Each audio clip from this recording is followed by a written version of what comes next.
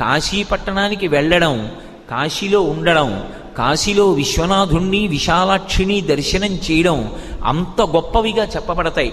మనం కోరక్కర్లేదు, కోరకుండానే మన జీవితంలో మనకి కావలసినటువంటి సమస్త సుఖములను కూడా కాశీపట్టణం ఇస్తుంది.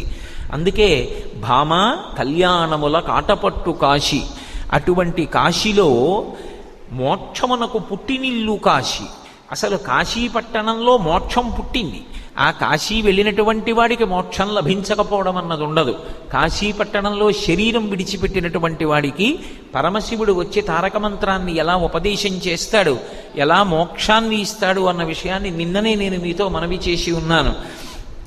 మహానుభావుడు పాలిండ్లు కదలంగ పసిడిపయ్యద వీచువ చలాధిపుని కూర్మి ఆడుబిడ్డ ధూత్కారమొనరించి తొండంబు ముక్కున శిఖరారావంబు జిలుకుడుంఠి ప్రత్యక్షమై